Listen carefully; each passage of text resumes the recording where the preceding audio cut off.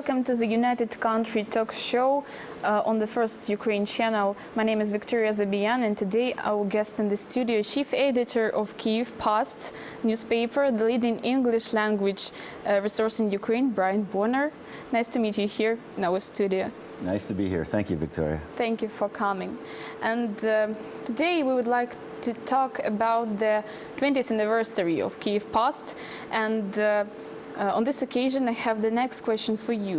What do you feel when you realize that you're the chief editor of such unique and important resource of its rich history? Well, I feel very blessed because it took a lot of people and a lot of journalists, advertisers, owners, a lot of people to get us to the 20-year mark. And we're only 4 years younger than independent Ukraine. So I feel very, very blessed that we are alive and well, and we're looking forward to the next big anniversary, 25th anniversary, but one day at a time.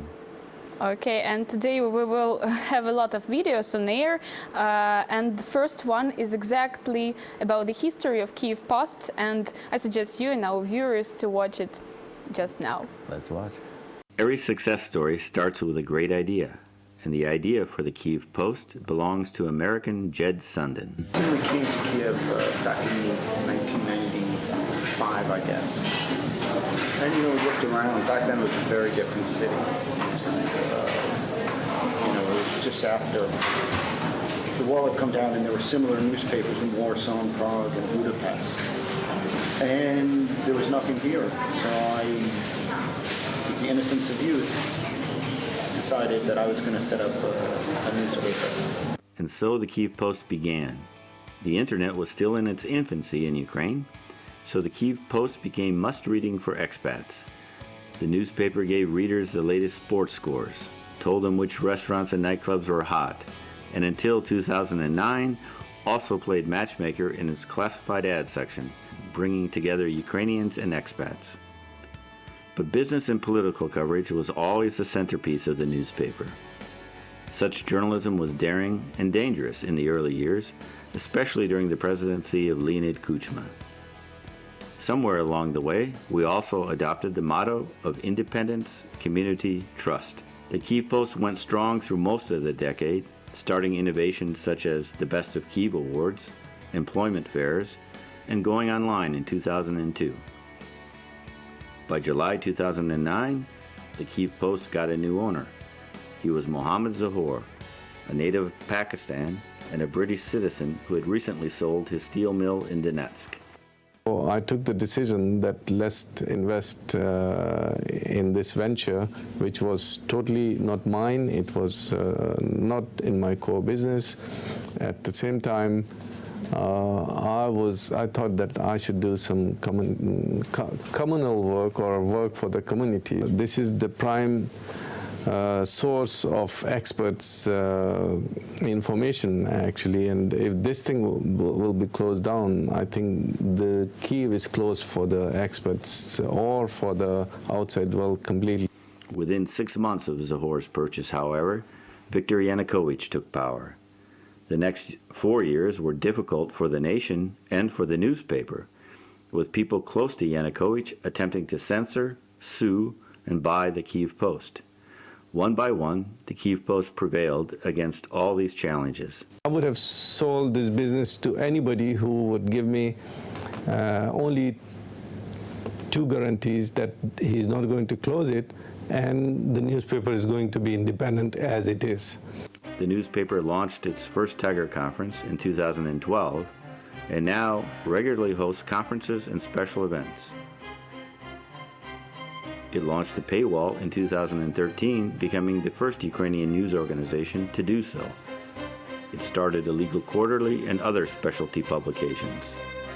Also, in 2013, journalists launched a non-profit organization, the Media Development Foundation, to raise money for investigative journalism, training, and exchanges. In 2014, the newspaper's online readership soared as the staff covered the Euromaidan revolution and Russia's war against Ukraine, bringing in 65 million page views. The record audience helped transform the Kyiv Post from a community newspaper to Ukraine's global voice, with 75% of online readership coming from abroad. Today, Ukrainians don't want the second revolution in a decade to be in vain, so a critical element of the Kyiv Post coverage is its Reform Watch project. Together with partners, the newspaper puts the spotlight on how successfully Ukraine's leaders are removing corruption, creating rule of law, and strengthening defense and security, public finance, the economy, and public administration. Kyiv Post is proud of our news coverage, which won the prestigious Missouri Medal of Honor in 2014. As valuable as it is to the citizens of Ukraine, it's played an even bigger and more important role in educating the world. It has become the most reliable source of news from within the country of Ukraine to the English-speaking world. We need this kind of courage to move journalism forward. The Kyiv Post has also been a launching pad for many careers. Many of our alums went on to do great things working for such leading publications as Wall Street Journal, Financial Times, Mashable. Some launched their own as Новое Время in Ukraine. I myself started at Kyiv in 2008 as an intern, and it was the place that enabled me to pursue my dream and get admitted to Harvard University. And now, 5 years after having completed my graduate education and worked elsewhere, I've returned as a CEO, which has been the most challenging yet rewarding professional experience of my life. Ukraine needs independent and investigative journalism as much as ever. With continued support from readers, advertisers, subscribers, donors, and partners, the Kyiv Post journalists will stay on the job, covering the story, whether it's revolution, war, corruption, or simply reviewing the newest nightclub or restaurant in Kyiv. Thank you from the entire team that believes in independence, community, trust. Well, I think that this video brings warm memories for you, am I right? Oh yes, it's a good overview, I think. It's really impressive. And as we can see, Kyiv Post always was the important voice pipe in Ukraine, which helped foreign readers over the world to understand what happened here and in Ukraine. And on your point of view, on what extent it was important to create such a resource in post-Soviet young country as Ukraine, to orient it on English-speaking reader? Well, I think, you know, during the Soviet times, and I was not here during the Soviet Union, but I did come here for the first time in 1996, it was a very different place. And it was still a bit close to the outside world, or the English-speaking world. And so I think the original founder, American Jed Sundin, had the right idea. And I think what's been able to carry us forward into today is that, you know, we applied the principles. You know, President Petro Poroshenko has said he wants us to be an English-speaking country. Well, we're going to help in that regard. They say they want de-oligarchization of the media, and we can help in that regard. We are not owned by a Ukrainian oligarch. And Ukraine needs independent journalism, and we've always held to those principles. What do we mean by independent? It means the journalists, not the owners, not the outside politicians, not the advertisers, control the content of the newspaper. And I think that's been a big reason for the success, a big reason why the community trusts us, and the big reason why we're able to keep going on the way we have been. But anyway, it was created for Ukraine or for foreign countries more? In what extent? You know, that's very interesting. In the very beginning, it was created, I think, for mostly expats, because Ukraine was something new and everybody thought Ukraine was going to be the next hot, you know, investment place. And the internet, if you remember, 1995 was very much in the infancy. And so the printed word and, you know, the Kyiv Post, and for me personally, became the Bible. It became something I got to know as a reader before becoming an editor of the newspaper. So that, it was definitely in the beginning expat. Now I would say most of our readers are Ukrainians, English-speaking Ukrainians, highly educated, multilingual Ukrainians with many degrees who want simply another source of information to go with the sources that they have in their own native languages. And can you make a summary of your typical reader of Kyiv Post? Well, I think it's about, we haven't had a great market data survey, but our online reader, 75% are abroad, and United States, Canada, Great Britain, Germany, Ukraine are the top 5 countries. In print, obviously, 99% read it from within Ukraine. We think about 50-50 split between Ukrainians and foreigners. And we know by the demographics that our readers are highly educated, high income, diplomatic community, business community, tourists, and so forth. So I think that's our readership. We know we're popular in English language schools and among students who are trying to learn English and are learning like English. A good practice. We hope so. We hope so. Well, and you're the chief editor of Kyiv Post since 2008, right? And as we know, Ukrainian political, social reality always was rich on different events, which was also important for European history, European community, and interesting abroad, for example. So what situations or events were in your practice the most impressive or maybe the most difficult, or which made you to feel the high responsibility in front of the society?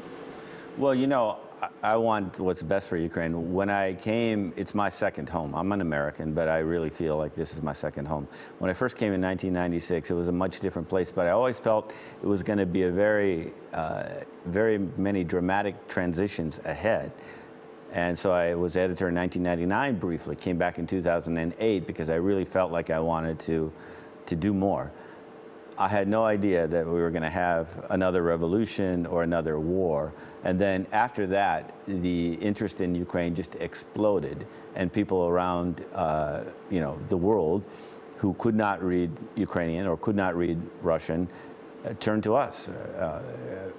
Many more. Unfortunately, we were ready. I mean, we had as ready as we could be. We learned a lot during that time, but we fortunately had a very good staff that was able to work all the time, on weekends, nights, whatever, to try to keep everybody up, as all journalists were during that time. As we know, Kyiv Post is an organizer or partner of different kinds of events or conferences, and one of them was dedicated 1 year after Maidan in Ukraine. So we have a short video about this. Let's watch it.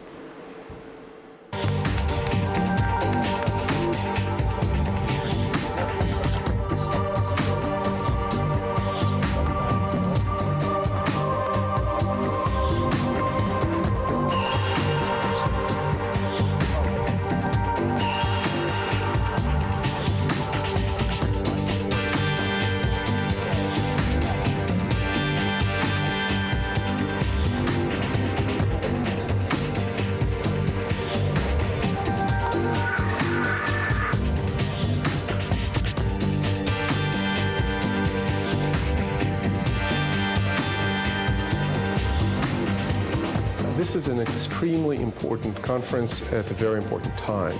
Any kind of public information effort, including conferences, including events that are not provided by the government, but by the civil society, the private sector, and I think Kyiv Post, by increasing its own profile and increasing the profile of Ukraine, is doing a good job. Well, tell us a little bit more about this event and what questions was discussed there, and what points were made in accent. Corruption or reforms, or I don't know, transparency of our authority. What kind all of those subjects and more. This will be, that was our third Tiger Conference. We have our fourth one coming up on December 2nd, and our themes are going to be continuation of the public debate and dialogue that everybody is having about Ukraine's future. I think we're going to call it Ukraine's new social narrative or new social contract. We're going to talk about energy. We're going to talk about, we'll get 4 different panels. We're going to talk about energy. We're going to talk about leadership. We're going to talk about the economy, of course, and we're going to talk about rule of law. And so we're going to try to bring in that. We feel that's part of our duty, is to try to not just on the pages or on the website of the Kyiv Post, but in public events, organize events that bring the community together to debate the issues of the day. You felt the necessity to do such event because this time a lot of companies, a lot of medias organize pretty the same conferences. What was your main characteristic which was different from another one? You're right. There's lots of conferences and people have lots of choices. That's a good thing. I think where we're different is we do have experience hosting events, publicizing events, organizing events, not from the journalism side, but from the commercial side, and covering it from the journalism side. And we have the ability to, as sort of an international paper, well, you know, some people consider us international, some people consider us local. That's great. We consider ourselves both. But we have that ability, even though most of our staff are Ukrainian, we do have the ability with the multinational staff to reach across and get American speakers, some of the best speakers in Europe, who are willing to come. Okay. So I think you can correct me if I'm mistaken, but I think that business was the topic which was always over the other topics in Kyiv Post, for example, cultural, social issues. How can you comment this point? Well, you know, we wish we could do more. Business has been a strong priority. We can never cover the business community as much as the business community would like us to do. But basically, we've been a general interest newspaper. Politics, business, entertainment. We do investigations. We've established ourselves, I believe, as a center for investigative journalism. But at the same time, you know, most of the scoops or great investigations are broken by Ukrainian journalists, as it should be. They're closest to the situation. So we have a little bit of a different job. Our job is sort of to translate and navigate the Ukrainian world for an English-speaking audience.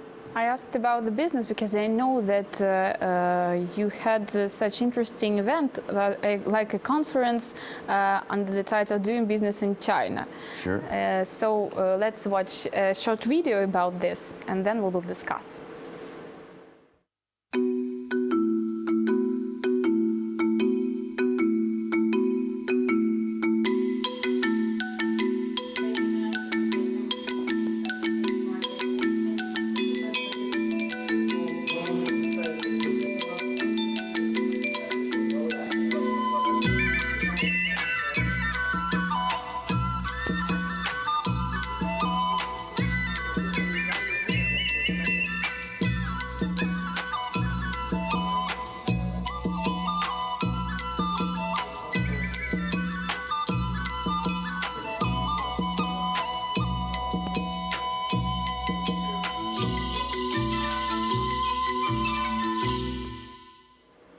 It's very interesting because the topic is very specific, so it's interesting on whom this event was oriented and who is interested in it.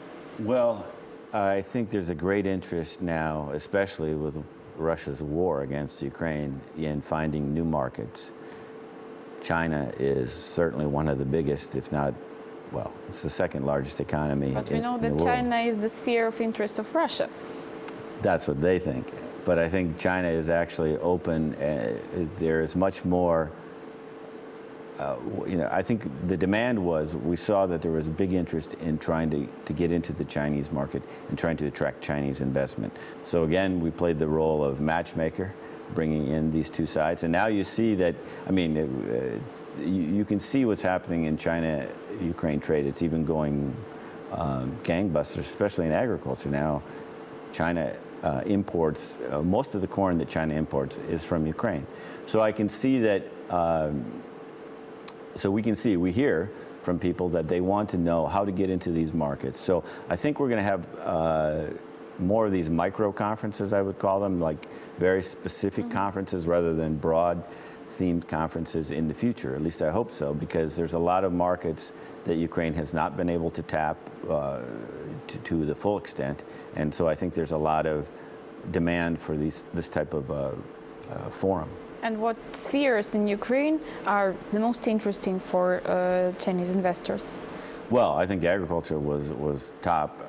I think also that there's manufacturing, probably IT. I mean, the big sectors that Ukraine is acknowledged to have a lot of talent, and a lot of capability and a lot of potential. Even it is urgent in condition of war or annexation of Crimea, conflict with Russia.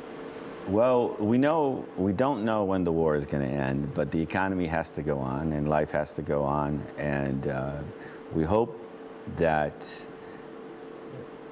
Ukraine prevails in this war, wins in this war, or Vladimir Putin comes to his senses and calls off the war, or is forced to call off the war because of the sanctions. I know Ukraine all of us would like to get back to life as normal before the war, and because there's so many challenges, even without the war, there's so many challenges ahead. I know that Kyiv Post also the participant of such event as the employment fair, and we also have a video material about this. And then I would like to discuss your staff, just a team who works on your news. Great. Well, let's watch.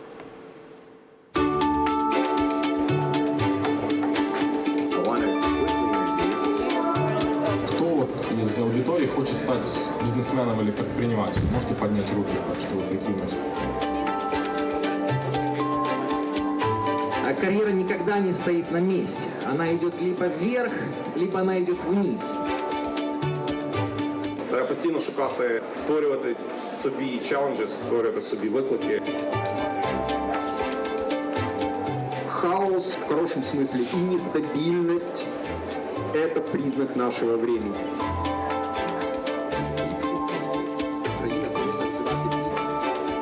Работает угол планирования карьеры.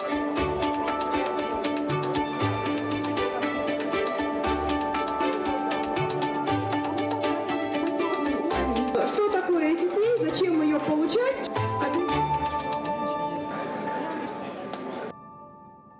Well, let's talk about people who work with you, and I would like to know how many of them and who are them. Okay, well, we have 35 employees, far less than First Channel, but we're small.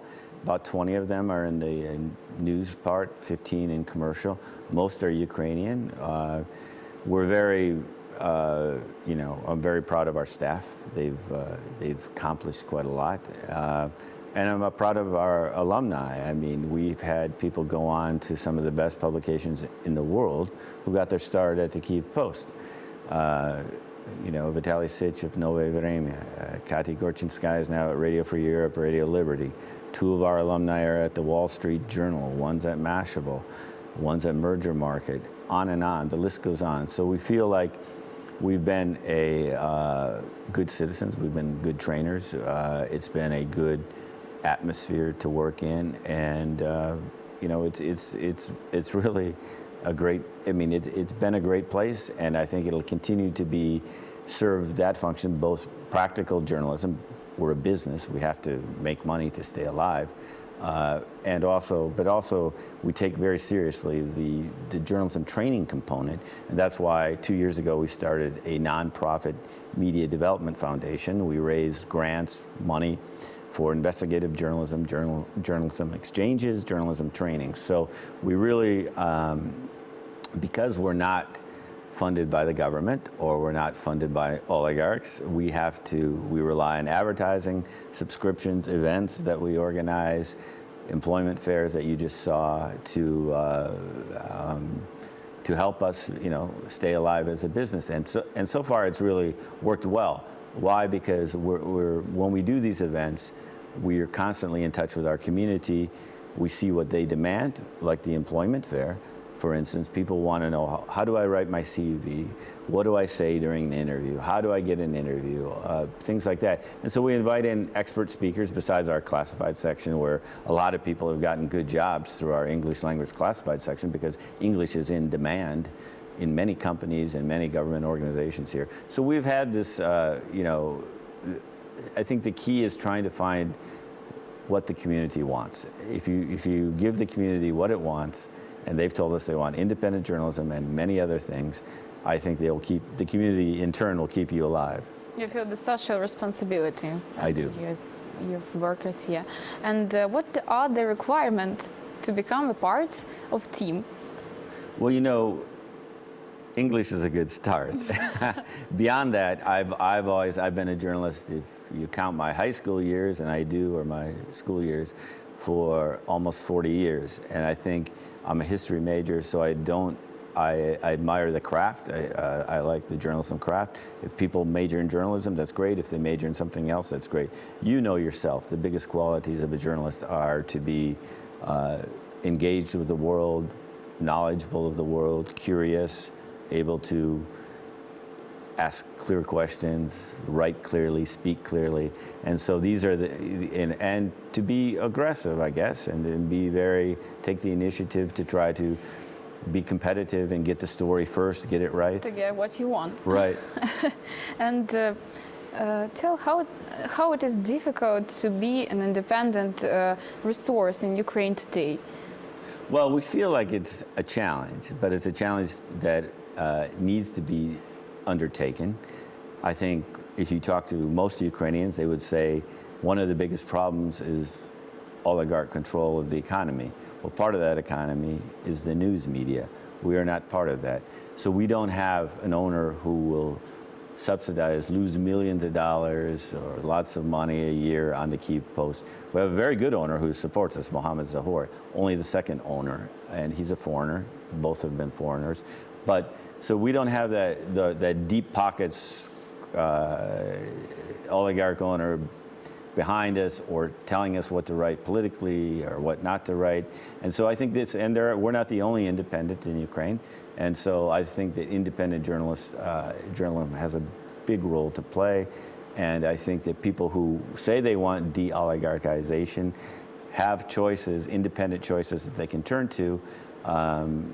And we want to be one of those.